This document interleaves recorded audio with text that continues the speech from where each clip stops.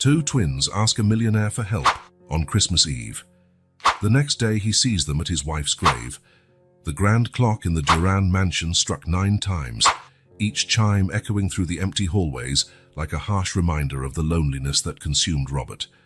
He gazed at the crackling fireplace, a glass of aged whiskey in his wrinkled hand, the amber liquid reflecting the dancing flames, so alive, so contrasting with the emptiness in his heart. "Another Christmas, Elise," Robert murmured to the portrait of his late wife above the fireplace. "Exactly 1 year without you." His eyes, once filled with ambition and vigor, were now dull, surrounded by deep wrinkles that told the story of a man consumed by bitterness. Robert Durand, at 60 years old, was the epitome of success in the eyes of the world. A business empire built with his own hands, a fortune that could sustain generations. But on that night, he was just an old, lonely man, haunted by the ghosts of the past and the deafening silence of the present. A flash of memory hit him like a punch in the gut. Elise, radiant in her favorite red dress, decorating the Christmas tree the year before. Her melodious laughter echoed in his mind, a sound he feared he was beginning to forget. "Come on, Robert," she would say, her eyes sparkling with infectious joy. "Where's your Christmas spirit?" He had grumbled something about work, about a crucial merger that needed to be finalized. Now, a year later, Robert would give anything to go back to that moment, to embrace Elise one last time, to tell her how much he loved her. The whiskey burned his throat as he downed the rest of the glass in one go. With a grunt, Robert rose from his leather armchair, his heavy steps echoing through the silent mansion. Each room was a gallery of memories. The piano Elise loved to play, now covered in a thin layer of dust, the kitchen where she insisted on preparing Christmas dinner, even with a staff of chefs at her disposal, the conservatory, her favorite refuge, now a graveyard of wilted plants and forgotten dreams. Robert stopped in front of the imposing Christmas tree in the entrance hall, its bare branches a silent accusation. Elise always insisted on decorating it together, a tradition he now realized was the heart of their Christmases. This year, not even the staff had bothered to adorn it. Why should they? The master of the house had made it clear that Christmas was just another day on the calendar. A heavy sigh escaped Robert's lips. He walked to the window, watching the softly falling snowflakes outside, covering the world in a pure white blanket. How many times had Elise dragged him out, insisting they make snowmen like grown-up children? "So you were right, my love," he whispered, his hand touching the cold glass. "I should have cherished every moment." The sudden ringing of the doorbell cut through the silence like a knife, making Robert jump. He frowned, checking his wristwatch. Who could it be at this hour on Christmas Eve? Hesitantly, Robert walked to the door.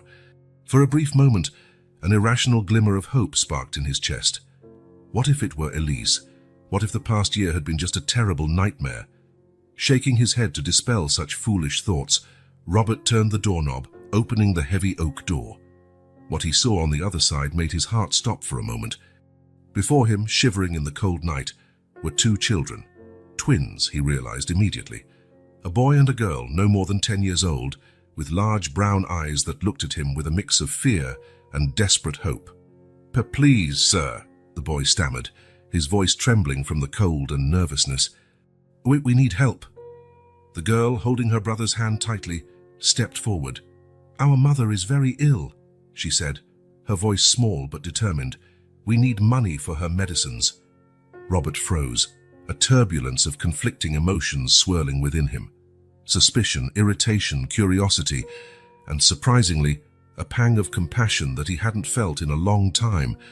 As he looked at those 2 small figures shivering in the snow, something inside Robert began to move. It was as if the ice that had formed around his heart was starting to melt, slowly. "Come in," he heard himself saying, his voice hoarse from disuse. Let's talk." As the children passed by him, entering the mansion timidly, Robert couldn't imagine how this simple act of opening the door would change his life forever. Christmas, which promised to be just another day of loneliness and bitterness, was about to transform into something much more meaningful. Robert Durand's Christmas Eve had only just begun, and with it, an unexpected journey of redemption, compassion, and, perhaps, a miracle. Robert watched the two small figures enter his mansion, leaving wet, snowy footprints on the Persian rug in the entrance hall. The contrast between the ragged children and the opulent luxury surrounding them was stark, almost painful to see. "Can't you have names?" Robert asked, his voice harsher than he intended. The boy stepped forward, placing himself protectively in front of his sister. "I'm Thomas, sir," he said, trying to sound brave despite the tremor in his voice. "And this is my sister, Sophie." Sophie nodded shyly from behind her brother, her large brown eyes scanning the environment with a mix of awe and apprehension. Robert cleared his throat, feeling strangely uncomfortable. "Well, Thomas and Sophie," he said, gesturing toward the living room. "Come closer to the fire before you freeze." The children followed hesitantly, their steps almost inaudible on the marble floor. When they reached the living room, both gasped at the sight of the imposing Christmas tree, even without decorations. "Sit down," Robert ordered, indicating the leather sofa. He noticed how the children sat on the edge, as if afraid to dirty the expensive furniture. An uncomfortable silence hung in the air for a few moments. Robert found himself studying the twins more closely. Their faces were thin but not malnourished. Their clothes, although clearly second-hand, were clean and well cared for. There was a dignity about them that intrigued him. Robert finally broke the silence. "You mentioned your mother is ill." Sophie nodded vigorously. "Yes, sir. She has a very high fever and hasn't been able to get out of bed for days." "And you don't have money for medicines?" Robert asked, a hint of skepticism in his voice. Thomas looked Robert straight in the eyes, a flash of wounded pride crossing his young face. "Normally we manage, Issa. Mom works hard and we help as much as we can, but with her ill..." The boy's voice faltered, and Sophie finished. "The money we had saved barely covered food this week. Nothing was left for medicines." Robert felt something twist inside him. Was it compassion, or just indigestion from the whiskey? He wasn't used to dealing with this kind of situation. His rational mind told him to send the children away, that this wasn't his problem. But something, perhaps the memory of Elise, held him back. "And what makes you think I would help?" he asked, his voice softer than he intended. Sophie looked down at the floor, nervously playing with the hem of her worn coat. We heard stories about you, Mr. Durand," she said softly. Robert raised an eyebrow. "Stories?" Thomas nodded. "Yes, sir. People talk about how you are rich and powerful. Some say you are, well, harsh and stingy." Robert completed with a bitter smile. The children exchanged nervous glances, but Sophie surprised Robert with her response. "No, sir. They say you used to be very generous, that something changed after Mrs. Durand, etc." The mention of Elise made Robert stand up abruptly, startling the twins. He walked to the window, watching the falling snow outside, trying to control the wave of emotions that threatened to overwhelm him. "Mr. Durand," Thomas's voice brought him back to the present. "Gus, we didn't mean to offend. It's just that we didn't know who else to turn to." Robert turned around slowly, looking at the two children. Their eyes were filled with a mix of fear and hope that hit him like a punch in the gut. For a moment, he saw himself reflected in those eyes, the boy he once was, desperate and alone, before he built his empire. With a deep sigh, Robert made his decision. "How much do you need for the medicines?" The twins' faces lit up instantly. $200 should be enough, sir," Thomas replied quickly. "For the medicines and maybe some food." Robert scoffed. $200, an amount that meant nothing to him but could mean everything to this family. He walked to his desk, opened a drawer, and took out a small box. When he opened it, the twins saw stacks of bills, more money than they had ever seen in their lives. Robert counted some bills and turned to the children. "Here are $500, he said, extending the money. "This should cover the medicines, food, and anything else you might need." Sophie let out a small cry of joy, but Thomas hesitated before taking the money. "Sir, it's very generous, but..." "Just take it, boy," Robert grunted. "Before I change my mind." Thomas accepted the money with trembling hands, his eyes shining with unshed tears. "Thank you, Mr. Durand. You don't know how much this means to us." Robert felt something warm in his chest, a feeling he hadn't experienced in a long time. He cleared his throat, trying to hide his discomfort. "Well, don't just stand there. Don't you have medicines to buy?" The children sprang up and ready to leave, but Robert surprised them again. "Wait," he said, grabbing his coat. "I'm coming with you." "You are?" Sophie asked, her eyes wide with surprise. Robert shrugged, trying to appear nonchalant. "It's Christmas Eve. I doubt many pharmacies will be open. I know one that operates 24 hours. As he guided the children out of the mansion and into his luxury car, Robert wondered what on earth he was doing. He, Robert Durand, the shark of the business world, was taking two strange children to buy medicines on Christmas Eve. But when he saw the hopeful smiles of Thomas and Sophie in the back seat of his car, Robert felt something he hadn't felt in a long time: purpose. As he drove through the snow-covered streets, Robert couldn't help but think about how Elise would have approved of his actions. For the first time in a year, the thought of his wife brought a smile to his lips instead of pain. Perhaps, just perhaps, this Christmas wouldn't be as lonely after all. Christmas morning dawned cold and clear, the winter sun casting a pale light over the snow-covered city. Robert Durand woke early, as he always did on this particular day, but this time, something was different. The weight of loneliness that usually crushed him felt a bit lighter, as if the events of the previous night had opened a small crack in his armor of bitterness. Dressing carefully, Robert picked up the bouquet of white roses he had ordered, Elise's favorites. With one last look at her portrait on the bedside table, he left the house, determined to fulfill his annual ritual. The cemetery was quiet and serene when Robert arrived, his footsteps breaking the freshly fallen snow's crust. He knew the path by heart, his feet automatically leading him to Elise's final resting place. But as he approached her grave, Robert froze, his heart giving a painful leap in his chest. There, kneeling before the marble headstone, were two familiar small figures. Thomas and Sophie, the twins he had helped the night before, were carefully arranging a small bouquet of wildflowers at the base of the grave. For a moment, Robert was paralyzed, unable to process the scene before him. 1,000 questions raced through his mind, mixed with a wave of conflicting emotions. Confusion, surprise, even a pang of irrational jealousy. How dare these children intrude on this private moment? Finally, finding his voice, Robert cleared his throat loudly. The twins turned quickly, their faces a mix of surprise and something that looked like guilt. "Mr. Durand," Thomas exclaimed, helping his sister to her feet. We didn't expect to see you here." Robert raised an eyebrow, his voice a mix of confusion and suspicion.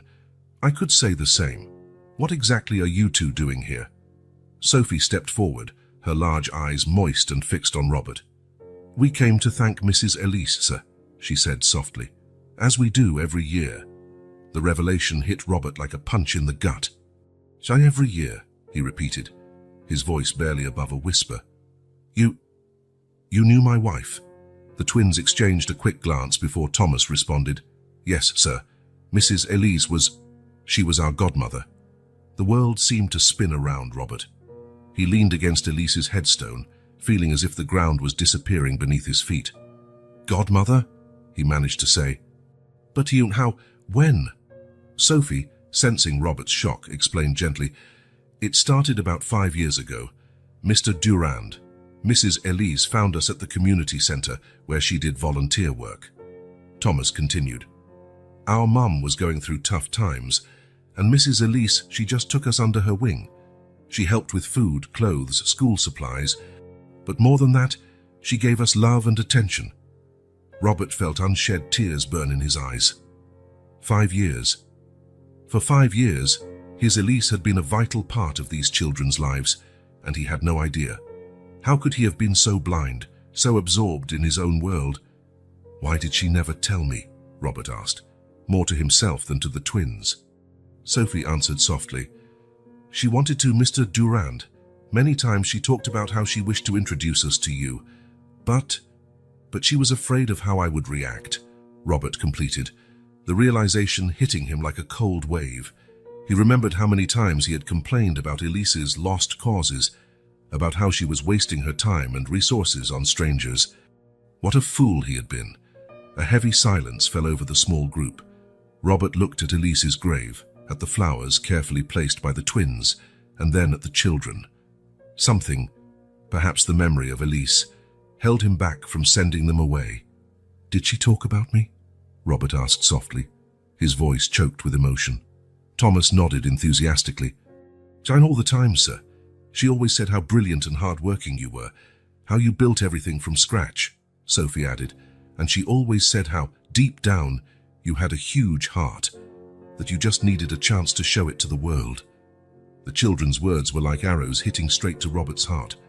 Elise had always believed in the best of him, even when he himself had forgotten who he was.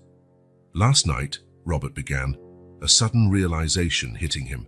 "You came to my house because Mrs. Elise always said, if we were ever truly desperate, we should come to you," Thomas completed. "She said that, despite your tough appearance, you had a heart of gold." Robert could no longer hold back the tears. They flowed freely down his face, years of suppressed emotions finally finding an outlet. Without thinking, he pulled Thomas and Sophie into a tight embrace, surprising himself as much as the children. "Thank you," he whispered, his voice choked. "Thank you for keeping alive a part of Elise that I had forgotten." When they finally separated, Robert looked again at Elise's grave. The inscription on the headstone, which he knew by heart, seemed to shine with a new meaning. "Elise Durand, beloved wife, friend and guardian of hearts." "You always knew, didn't you, my love?" Robert murmured to the headstone. "You knew I needed to rediscover my humanity." Turning to the twins, Robert made a decision that would change the course of his life forever. "Thomas, Sophie," he said, his voice firm despite the tears, "would you like to hear more about my wife, about her work? Perhaps we can continue what she started." The twins' faces lit up with radiant smiles. "We'd love to, Mr. Durand," Sophie exclaimed. As the three left the cemetery together, Robert felt as if a heavy burden had been lifted from his shoulders. For the first time in a year, he felt hope. Elise might be gone, but her legacy of love and compassion lived on through these children, and now through him as well. Christmas, which had begun with the usual sadness, now promised to be the beginning of something new and wonderful. Robert knew he had much to learn and much to repair, but with the memory of Elise guiding him and the innocence of Thomas and Sophie to inspire him, he was ready for the journey. In the days that followed the encounter at the cemetery, Robert Durand found himself on a journey he never imagined undertaking. The revelation that Elise had a secret life of philanthropy, a life that included Thomas and Sophie, had shaken the foundations of everything he believed about his marriage. With the determination that had made him a titan of business, Robert decided to unravel the mystery his late wife had left behind. He began by rummaging through Elise's office, a room in the mansion he had barely touched since her death. As he sifted through drawers and files, memories flooded his mind. Flashback 5 years ago. "Robert, could you please listen to me for a moment?" Elise's voice was laced with frustration. Robert barely looked up from his laptop. "Darling, I'm in the middle of a crucial negotiation. Can it wait?" Elise sighed deeply. "It always can wait, can't it?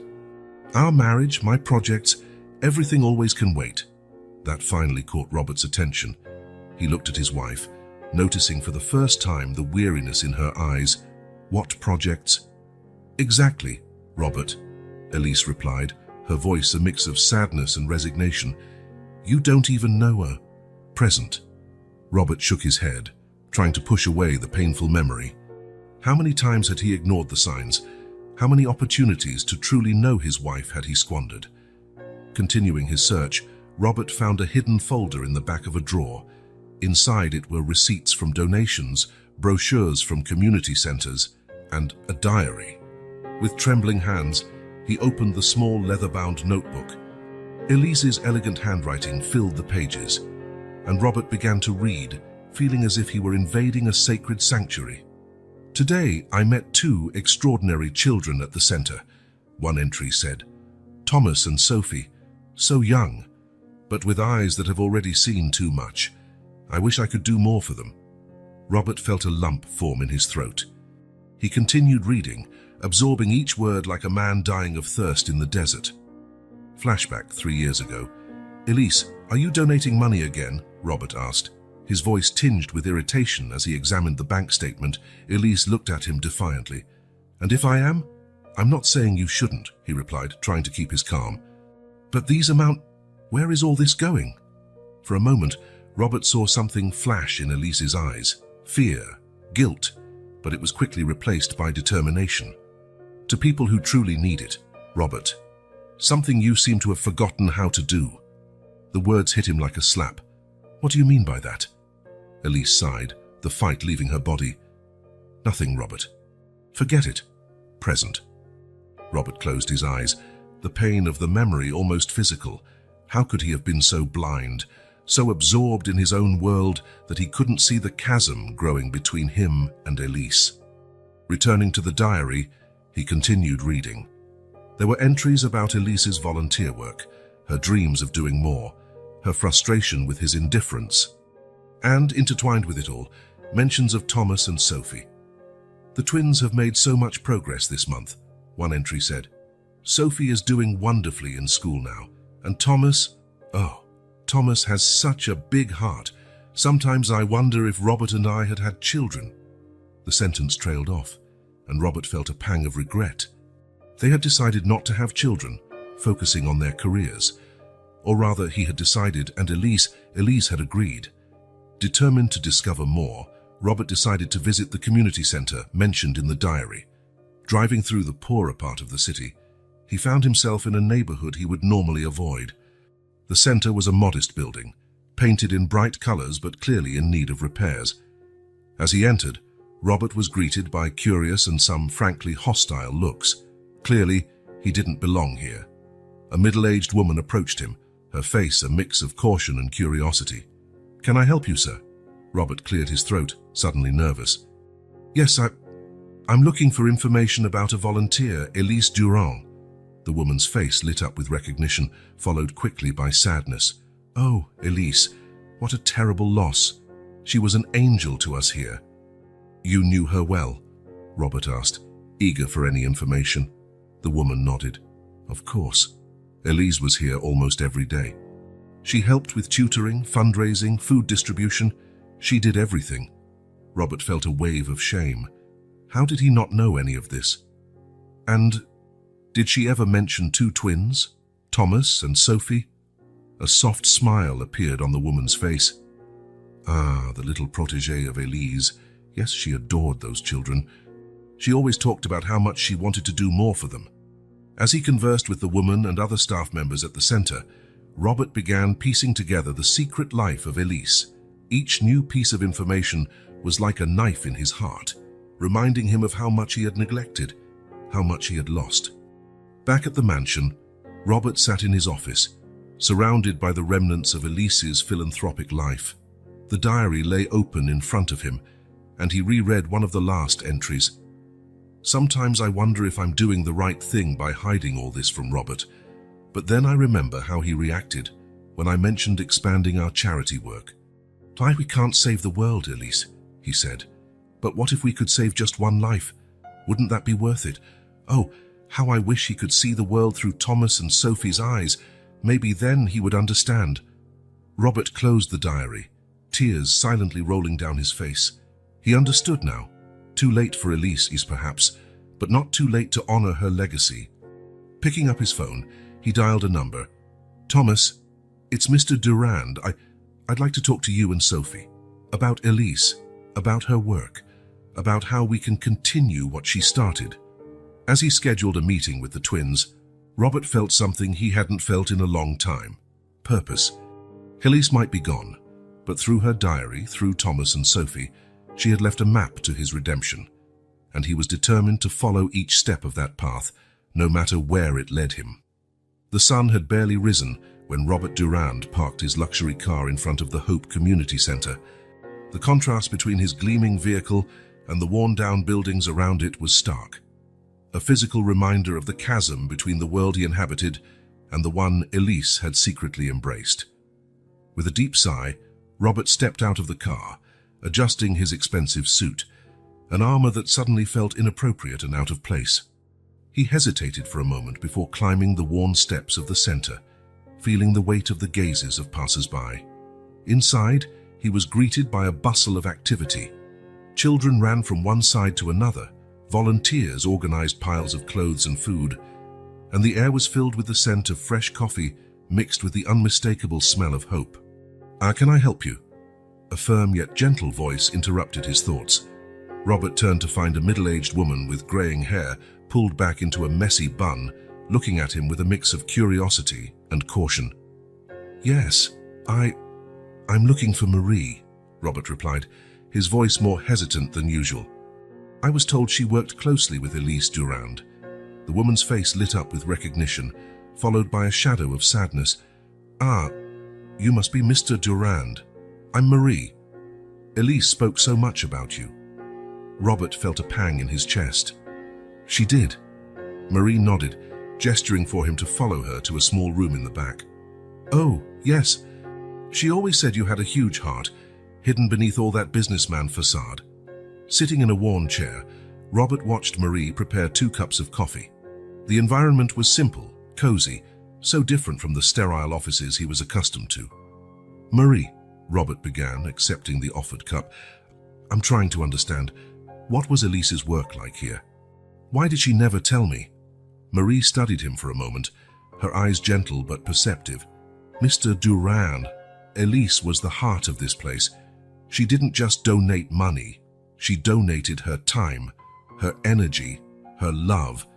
To many of these families, she was a beacon of hope." As Marie spoke, Robert found himself transported through the stories she shared, flashback narrated by Marie. "I remember one particularly cold winter day.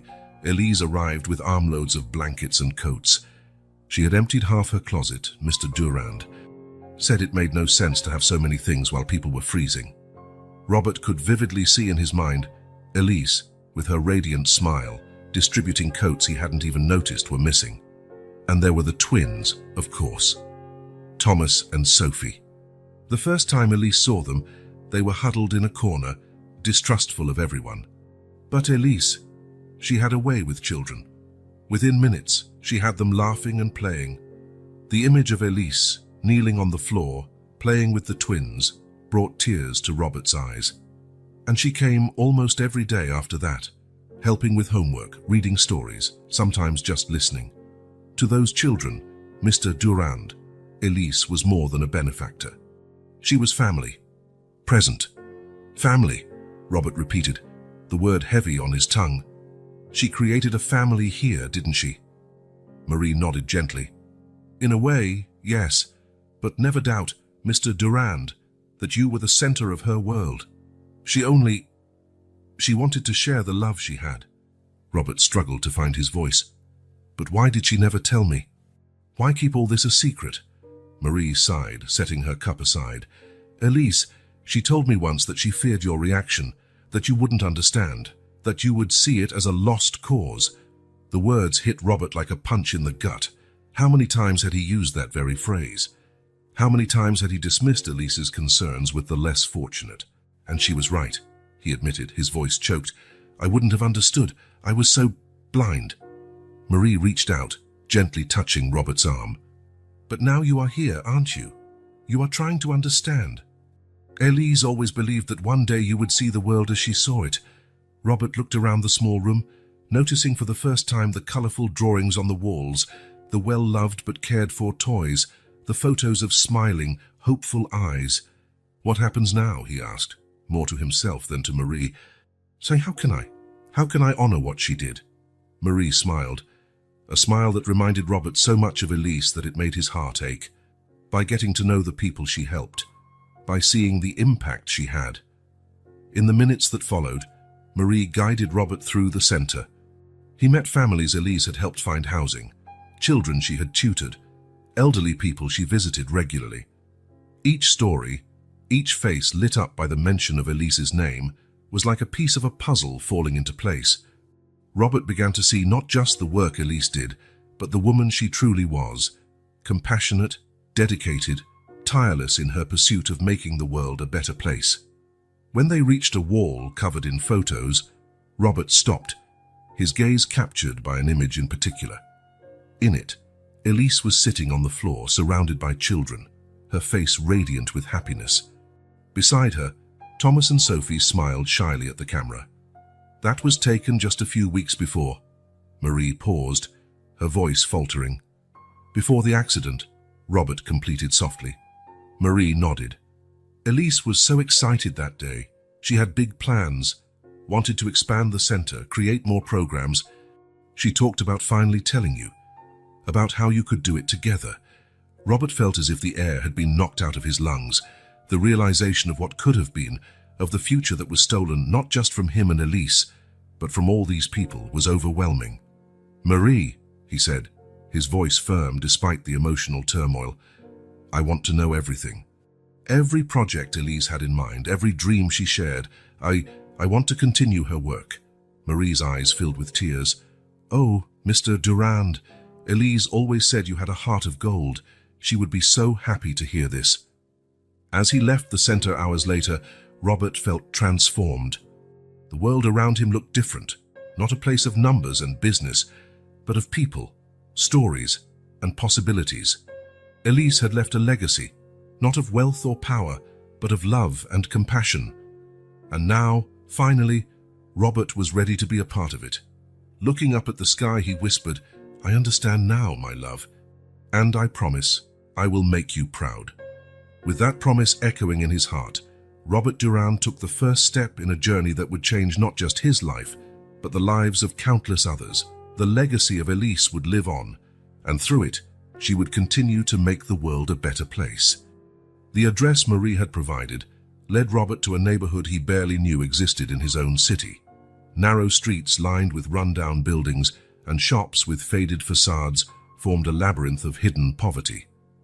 Parking his luxury car, which looked absurdly out of place, Robert took a deep breath before stepping out. The smell of mold and cheap disinfectant invaded his nostrils as he climbed the stairs to the third floor of a building that had seen better days decades ago. As he approached the indicated apartment, Robert hesitated for a moment before knocking. The door was opened almost immediately by Sophie, her large eyes widening even more at the sight of him. Mr. Durand! You really came. Her voice was a mix of surprise and relief. Hello, Sophie, Robert replied, trying to smile reassuringly. May I come in? Sophie nodded, opening the door wider. The interior of the apartment was small and dimly lit, but impeccably clean. Thomas was sitting at the kitchen table, doing what looked like homework. He looked up, his eyes meeting Robert's. Mr. Durand, Thomas said, standing up. Thank you for coming. Robert followed the twins to a small bedroom at the back of the apartment. There, lying in a narrow bed, was a woman who couldn't have been more than 35, but whose face was marked by weariness and illness. Mom, Sophie said softly, Mr. Durand is here. Mom's friend. The woman opened her eyes slowly, focusing on Robert. Mr. Durand, she said, her voice weak but clear. Elise talked so much about you. Robert was at a loss for words. Mrs. Bennett, Clara Bennett. Mrs. Bennett, I'm sorry you're going through this. Is there anything I can do to help? Clara smiled weakly. You already are helping, Mr. Durand. Elise. She always said you would come one day. The words hit Robert like a punch in the gut. Even here, in this small apartment, Elise's unwavering faith in him was present. Thomas stepped forward, holding a yellowed envelope. Mr. Durand, we found this among the things Elise left for us. It's addressed to you. With trembling hands, Robert took the envelope. On it, Elise's elegant handwriting said, For Robert, to be opened when the time is right. You didn't open it? Robert asked, surprised. Sophie shook her head. Elise made us promise. She said one day you would come, and we would know when it was the right time to give it to you. Robert looked at the envelope, then at the hopeful faces of the twins and at Clara, who watched him with a mix of curiosity and exhaustion. Perhaps I should read this in private, Robert said softly. Clara nodded. Children, why don't you show Mr. Durand to the living room? I'm sure he could use some privacy. In the small living room, Robert sat on the worn sofa, the envelope heavy in his hands as if made of lead.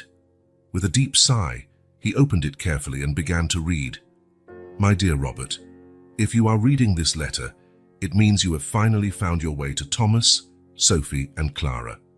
It also means I'm no longer there to explain this in person, and for that I ask your forgiveness.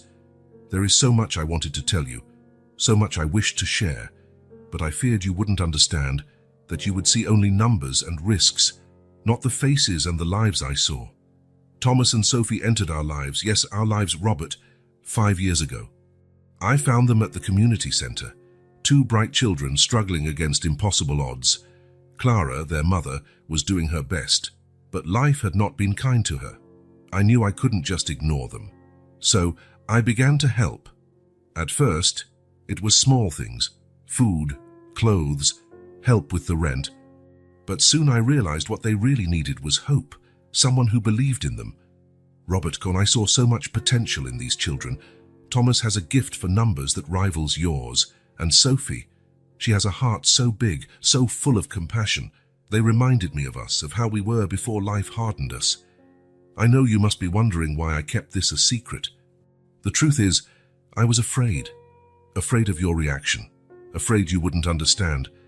But more than that, I had hope. Hope that one day you would see the world as I saw it, that you would rediscover that part of yourself that cared deeply for others. If you are reading this, it means that hope was not in vain. Robert, my love, I ask that you look at Thomas and Sophie not as a charity project, but as an extension of our family. They need guidance, opportunities, and you, my dear, need them more than you imagine. Clara is a strong woman, but she is struggling. Her illness is treatable, but costly. I had plans to help her more, to ensure she received the treatment she needed. Now I leave this task in your capable hands. Remember, Robert, the true legacy we leave is not measured in dollars or buildings with our names. It is measured in the lives we touch, the difference we make in the world. If I know you, and I do, you have a huge heart. Even if sometimes you forget it. I trust you to continue the work I started, not out of obligation, but because I know that, deep down, this is what you also desire. With all my love, now and always, Elise. Robert lowered the letter, tears streaming down his face. Each word from Elise was like a balm and a revelation at the same time. How could he have been so blind? How did he not see the incredible work his wife was doing, the passion that fueled her soul? Looking around the small room, Robert saw it with new eyes. It wasn't just a rundown apartment. It was a home, filled with love and struggle, with dreams and possibilities. Thomas and Sophie stood at the entrance, watching him with a mix of concern and hope. "Mr. Durand," Sophie asked hesitantly, "are you okay?" Robert stood up, wiping away his tears. "Yes, Sophie. In fact, I'm better than I've been in a very long time." He looked at the twins, truly seeing them for the first time. "You two, can you tell me more about Elise? About what she did for you?" The twins' faces lit up, and they began to talk, their voices overlapping in their excitement. Stories of after-school tutoring, surprise trips to the zoo, Elise showing up with bags of food when the cupboard was bare. Each word was like a piece of a puzzle falling into place, revealing an image of Elise that Robert barely knew but loved deeply. As he listened, a resolution formed in his heart. He would honor Elise's legacy, not just for her, but for Thomas, Sophie, Clara, and for himself. The man who entered that apartment was not the same one who would leave. Robert Durand had rediscovered a part of himself that had long been dormant. And with that rediscovery came a silent promise. He would make a difference, one act of kindness at a time. Robert sat in his office at the Durand mansion, Elise's letter open before him. The hours that had passed since leaving the twins' apartment were a blur. His mind was filled with images, the small apartment, Clara's weary face, the twins' hopeful eyes. And now, Elise's words, waiting to be truly absorbed. With a deep sigh, Robert began to reread the letter, this time more slowly, letting each word sink into his heart. "My dear Robert, if you are reading this letter, it means you have finally found your way to the heart of the work that became so important to me in the last years. It also means I am no longer there to share this journey with you personally, and for that, my love, I ask your forgiveness. There is so much I wanted to tell you, so many times I was on the brink of revealing everything. But I always hesitated. fearing you wouldn't understand, that you would see only numbers on a spreadsheet, not the faces and the lives that became so precious to me. It all started 5 years ago when I visited the Hope Community Center for the first time. I went there for a simple clothes donation, but what I found changed my life forever. I saw families struggling against impossible odds, brilliant children whose potential was being stifled by poverty, elderly people forgotten by the society they helped build. Among them, I met Thomas and Sophie, two extraordinary children. Robert, so intelligent, so full of life despite their circumstances. They reminded me of us when we were young, full of dreams and determination. I couldn't ignore them. I couldn't turn my back. At first it was small things, food, clothes, help with the rent for Clara. But soon I realized what they really needed was hope. Someone who believed in them, who saw them not as charity cases, but as human beings with unlimited potential. I know you must be wondering why I kept all this a secret. The truth, my love, is that I was afraid of your reaction, afraid you wouldn't understand. I remember all the times you talked about lost causes and waste of resources. Each word was like a knife in my heart because I knew the lives I was touching were far from lost. But more than fear, I had hope. Hope that one day you would see the world as I came to see it. Hope that you would rediscover that part of yourself that I know exists. That part that cares deeply, that wants to make a difference. Robert, my love, I ask that you look at Thomas and Sophie not as a charity project, but as an extension of our family. They have so much potential, so much light within them. Thomas has a gift for numbers that rivals yours. And Sophie, she has a heart so big, so full of compassion. They need guidance, opportunities. And you, my dear, need them more than you imagine. Clara is struggling, fighting a condition that is treatable but costly. I had plans to help her more, to ensure she received the treatment she needed. Now I leave this task in your capable hands. I'm not asking you to abandon everything you have built. Your talent for business is a gift, Robert. But imagine the good you can do if you apply that talent not just to increase our fortune, but to elevate those left behind. The Hope Community Center is just the beginning. There are so many projects, so many ideas I wanted to implement. You will find my plans and notes in the blue folder in my office. Use them, expand them, make them your own. Remember, Robert, the true legacy we leave is not measured in dollars or buildings with our names. It is measured in the lives we touch, the difference we make in the world. I know you have a huge heart, even if sometimes you forget it. I have seen your compassion, your ability to love deeply.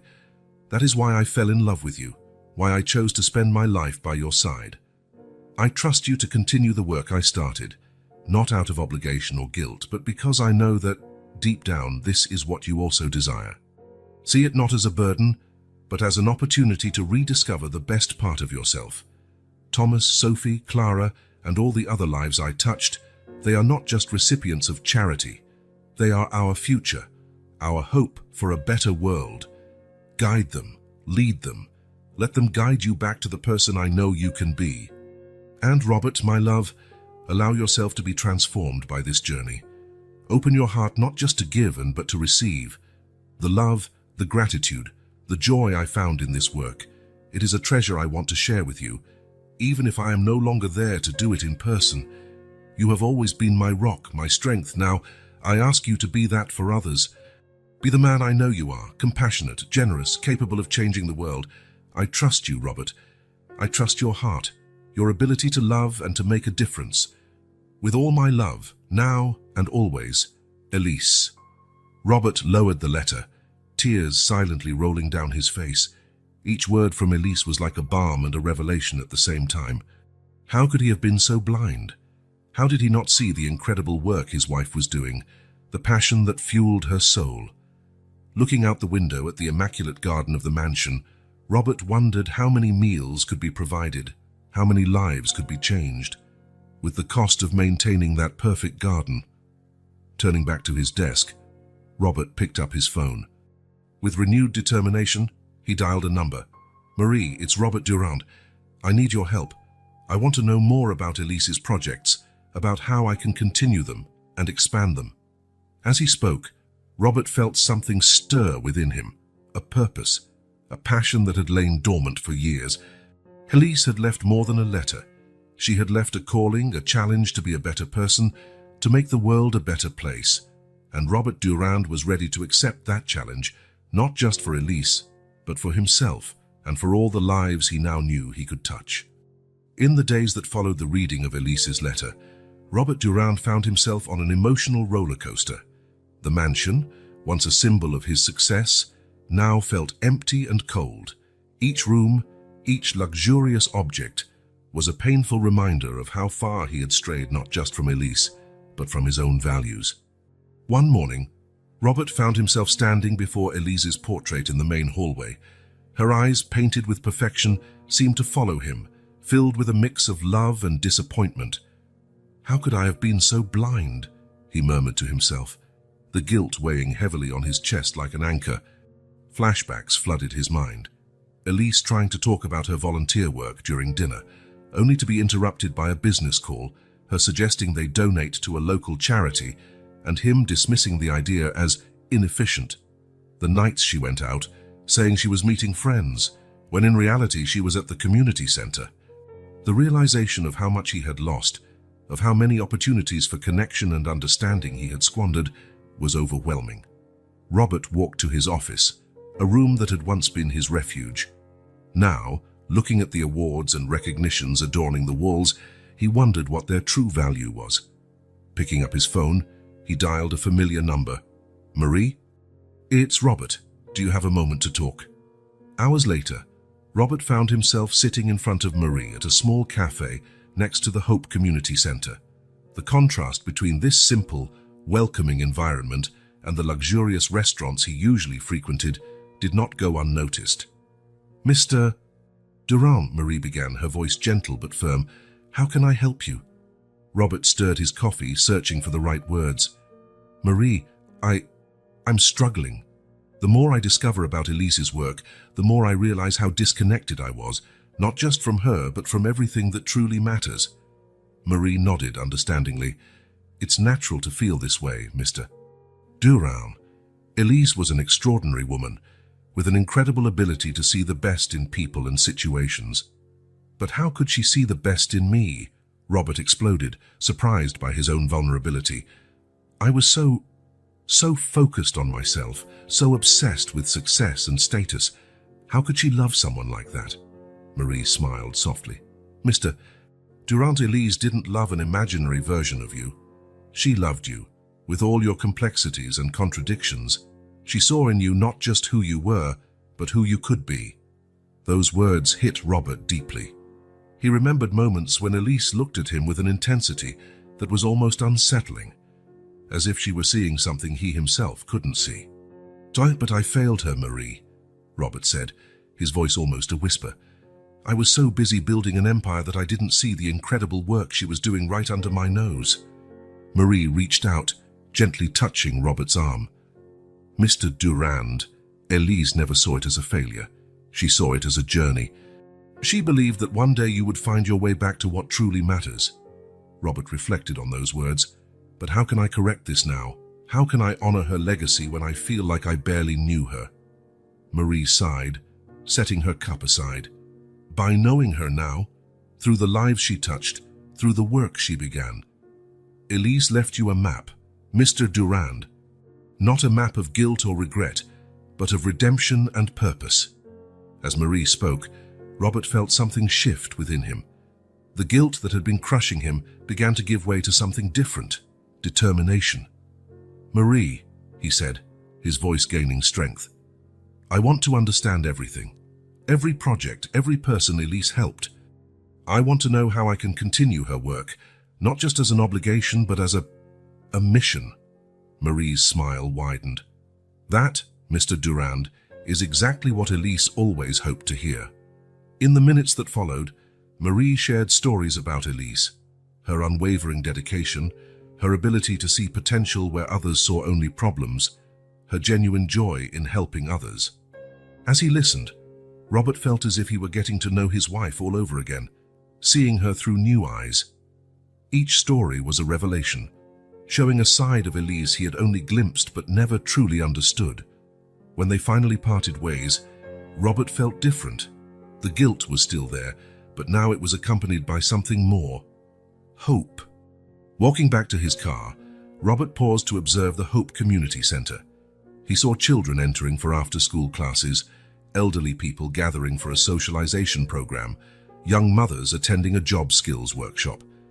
In that moment, Robert Durand made a decision. He would not just continue Elise's work, he would expand it, using his resources and connections to make an even bigger difference.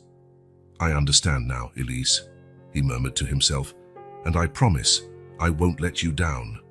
With a new sense of purpose, Robert got into his car. For the first time in a long while, he wasn't thinking about business or profits. He was thinking about possibilities, about lives that could be changed, about a legacy that was worth building. Robert Durand adjusted his glasses, leaning over the pile of documents spread across his desk at the Hope Community Center. In the past weeks, he had practically moved into the small office that once belonged to Elise, determined to unravel every aspect of his late wife's work. As he flipped through financial reports and project proposals, Robert was continually astonished by the depth and breadth of Elise's involvement. This wasn't just casual charity. It was a full-fledged commitment, a vision to transform lives. "Mr. Durand?" Marie's voice pulled him from his thoughts. "I found more files that might interest you." Robert accepted the files with a grateful smile. "Thank you, Marie. I don't know what I'd do without your help." Opening the first file, Robert froze. It was a detailed proposal for a low-cost housing complex, complete with a job training center, daycare, and medical clinic. The notes in the margins, in Elise's familiar handwriting, revealed a dream of creating a self-sustaining community for vulnerable families. "My God," Robert murmured, running his fingers over the meticulous sketches. She thought of everything. Marie, observing his reaction, commented softly, "This was Elise's dream project. She worked on it for months, refining every detail." Robert looked at Marie, a silent question in his eyes. "She never got to implement it," Marie explained. "The cost, well, it was substantial. Elise was trying to find a way to make it viable without compromising the vision."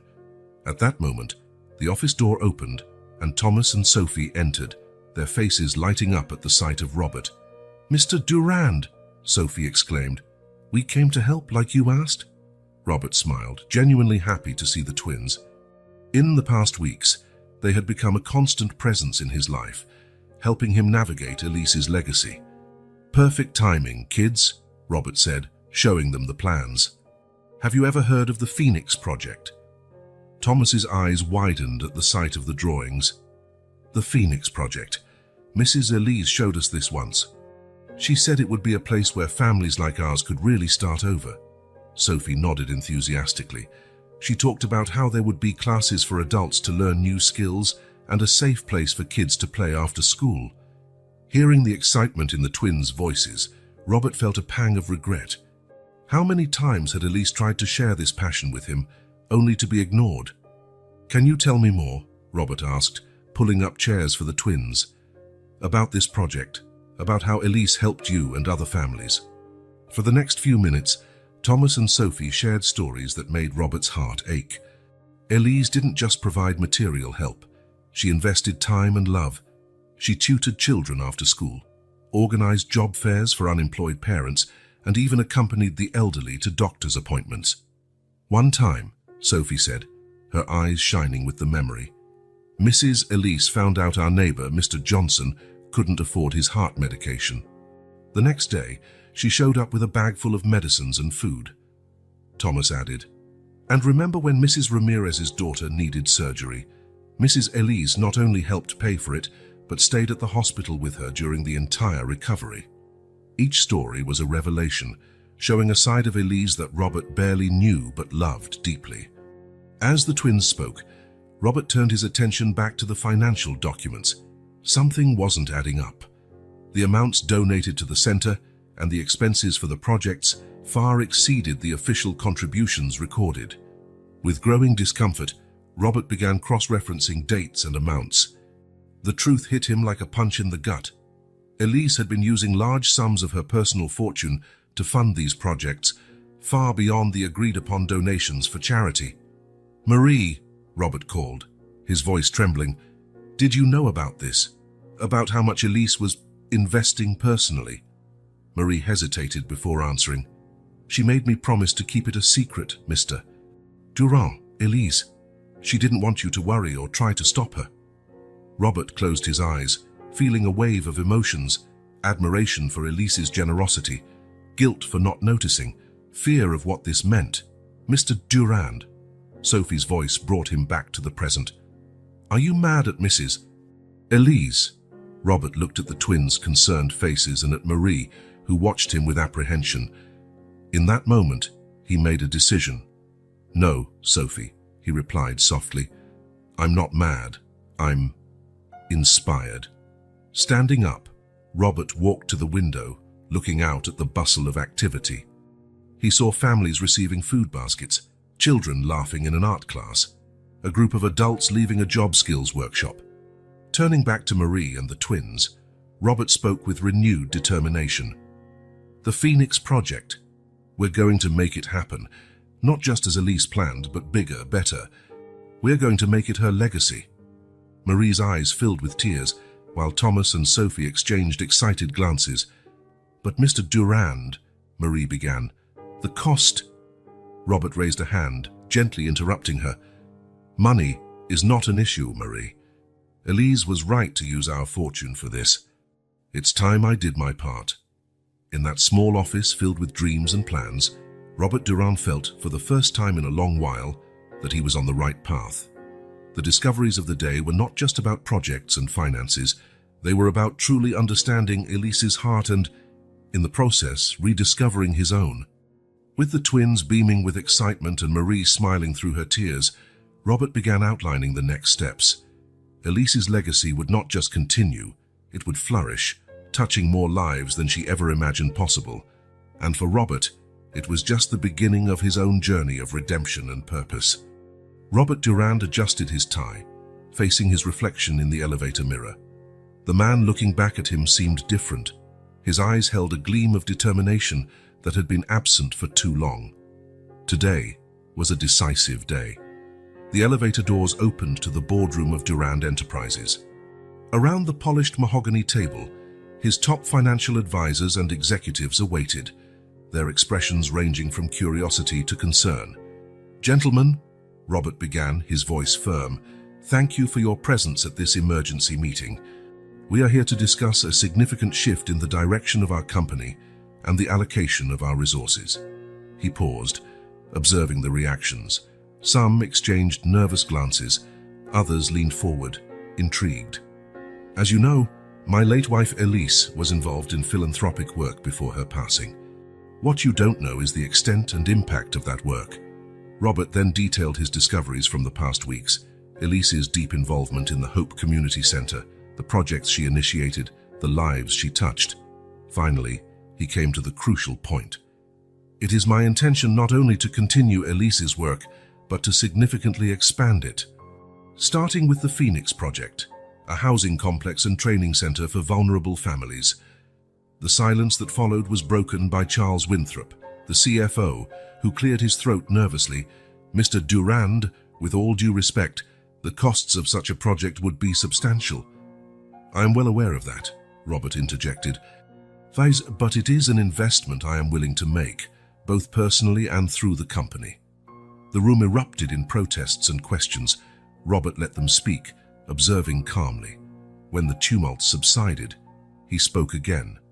"Gentlemen, I understand your concerns, but I ask you to consider this not just as charity, but as an opportunity to redefine the legacy of Durand Enterprises, to make a real difference in the world." For the next few minutes, Robert presented a detailed plan, how the project could be structured, the potential benefits, the impact on the company's image. Gradually, he saw the resistance in some faces begin to fade. "I'm not asking for an immediate decision," Robert concluded, "but I am informing you that this is the new direction of the company.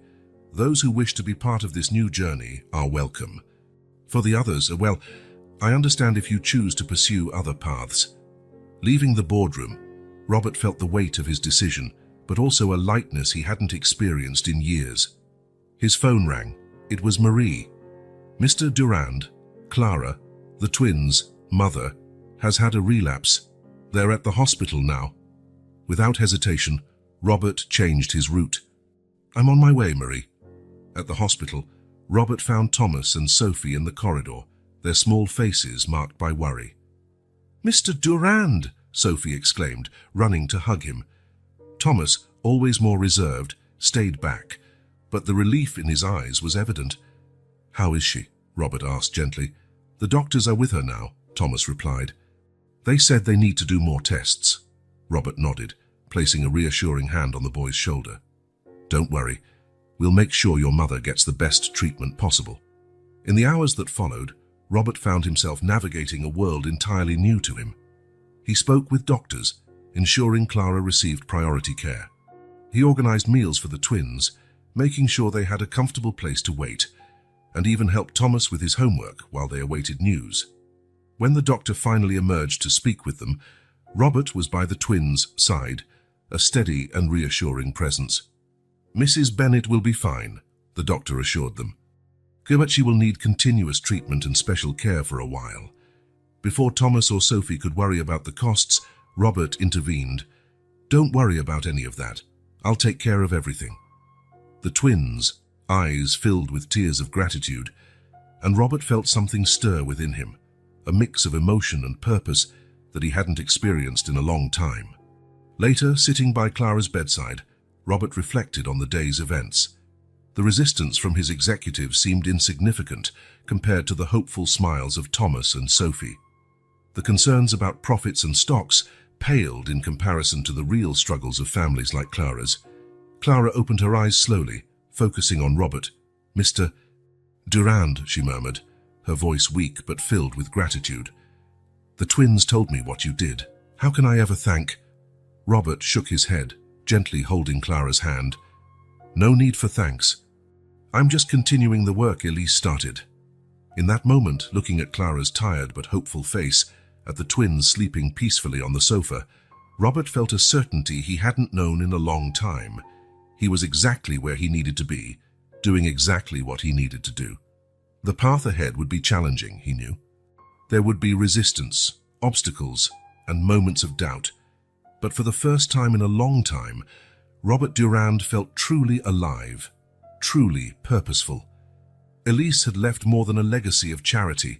She had left a call to a life of meaning and impact, and Robert was determined to honor that call, one day at a time, one life at a time. As night fell over the city, Robert made a silent promise to Elise, to the twins, to Clara, and to himself. He would not just continue Elise's work, he would elevate it to heights she had only dreamed possible. And in doing so, perhaps he could become the man Elise always knew he could be.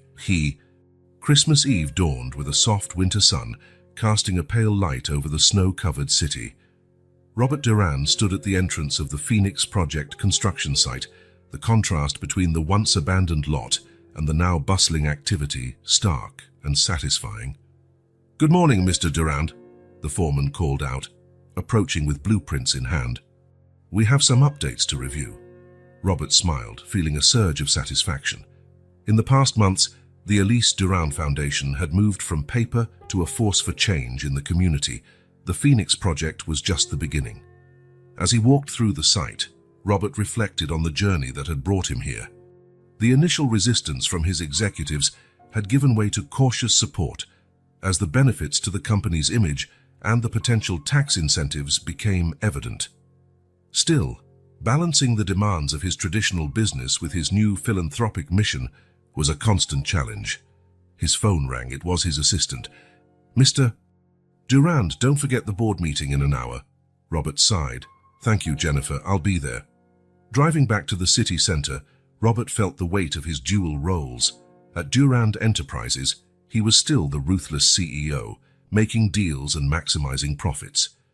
But with each decision, he now filtered through a new lens. How would this affect the foundation? How could he use the company's resources to amplify its social impact? In the boardroom, Robert presented the latest figures, his mind already racing ahead to his next meeting with Marie. As he concluded the presentation, his phone vibrated with a message from Marie. Urgent, concerning news about the neighborhood. Need to talk to you. Intrigued and concerned, Robert hurried the meeting to a close. As soon as possible, he headed to the Hope Community Center. Marie greeted him with a grave expression. "Mr. Durand, we have a problem." She handed him a set of documents. Robert scanned them, his face paling as he absorbed the information. "A luxury real estate development project," he murmured, incredulous. "Here." Marie nodded sadly. "Apparently, our revitalization efforts have attracted unwanted attention. A major developer is planning to buy several blocks, including where many of our families currently live." Robert felt as if the ground had disappeared beneath his feet. The Phoenix Project and other efforts had begun to transform the neighborhood, bringing hope and stability. Now, that very improvement was threatening to displace the people they were trying to help. "How much time do we have?" Robert asked, his mind already racing with possible solutions. "Negotiations have already begun with some owners," Marie replied. But the full plan hasn't been made public yet." Robert stood up, pacing the room. The businessman in him recognized the cold logic behind the luxury development. The neighborhood was appreciating in value. It was a smart investment. But the philanthropist he had become in the past months rebelled against the idea. "We need to do something," he declared. "We can't just let these families be pushed out." At that moment, Thomas and Sophie entered the room, their faces lighting up at the sight of Robert. "Mr. Durand," Sophie exclaimed, "we came to show you our grades. Mom said we should thank you for making it possible for us to focus on school." The sight of the twins reinforced Robert's resolve. He couldn't let them down, not after everything they had been through. "Marie," Robert said, his voice firm with renewed determination, "I need you to gather all the information you can about this development project. Owners involved, proposed plans and everything." Turning to the twins, he smiled. "And you two, how about giving me a tour of the neighborhood? I want to see all the important places through your eyes." In the following hours, Robert walked through the streets of the neighborhood, seeing it through the eyes of Thomas and Sophie, the small park where children played after school, the corner grocery store where everyone gathered for the latest news, the community library that the foundation had helped renovate. Each corner, each establishment had a story, a significance that went beyond property values. Robert began to understand truly what was at stake. Back in his office at Durand Enterprises, Robert found himself at a crossroads. As a CEO, he understood the logic of the development. As a philanthropist and guardian of Elise's legacy, he couldn't allow the community to be destroyed. Looking out at the city skyline, Robert had an epiphany. Perhaps the solution wasn't in choosing between economic development and community preservation. Perhaps there was a way to achieve both. With renewed energy, Robert began to sketch out a plan. He would use the resources and connections of Durand Enterprises to create an alternative development proposal. A project that included affordable housing, commercial spaces for local businesses, and community facilities. It wouldn't be easy. He would face resistance from all sides, from the developers who wanted maximum profit, from some community members who feared any change, and even from his own executives who might see this as a risky deviation. But as he worked late into the night, refining his vision, Robert felt a growing certainty. This was the next chapter in Elise's legacy. Not just preserving what existed, but creating something new and better. A model of development that could be replicated in other communities.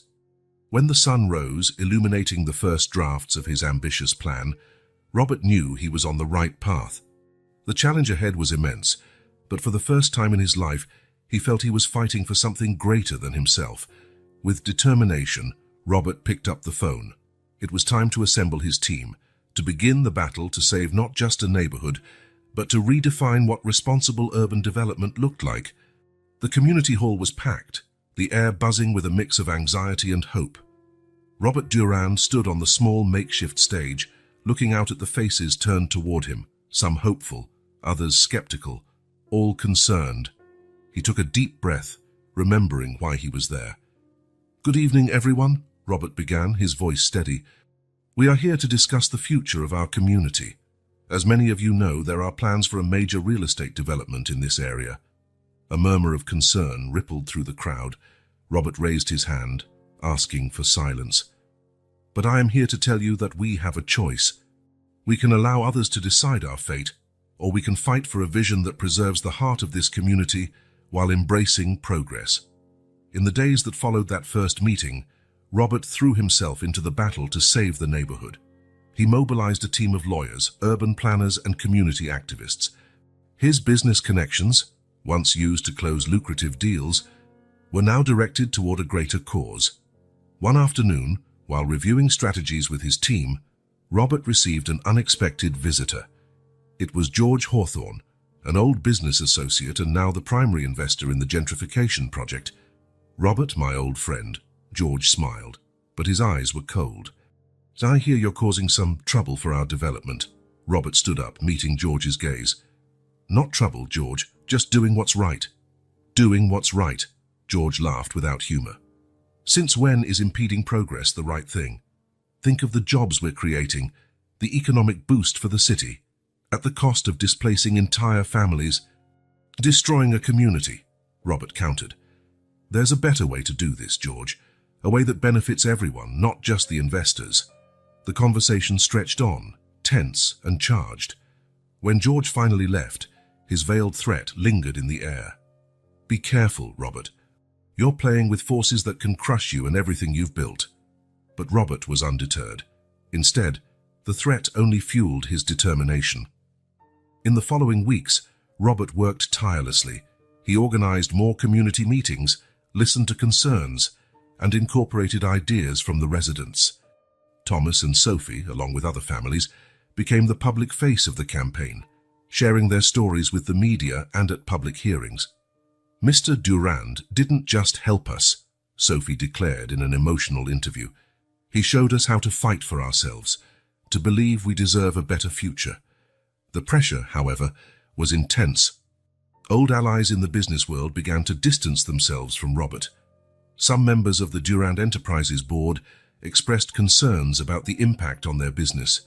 One evening, exhausted after another day of legal battles and negotiations, Robert found himself alone in his office, looking at Elise's portrait. "Am I doing the right thing?" he murmured. "But at what cost?" It was at this moment of doubt that Marie entered, carrying a stack of letters. "Mr. Durand, I thought you might like to see these," she said, handing him the envelopes. "They're from families in the community. They've been writing to express their support and gratitude." Robert opened letter after letter, reading words of hope, gratitude, and belief in the future he was fighting for. With tears in his eyes, Robert looked at Marie. "Thank you. I needed this." Renewed, Robert returned to the fight with redoubled vigor. He refined his alternative development plan, incorporating ideas from the community and consulting with experts in sustainable urban development. The new proposal he presented was revolutionary, a mixed-use development that included affordable housing, commercial spaces for local businesses, green spaces, and an expanded community center. Most importantly, the plan ensured that no current residents would be displaced. "It's not just about preserving what we have," Robert explained at a crucial presentation to the City Council.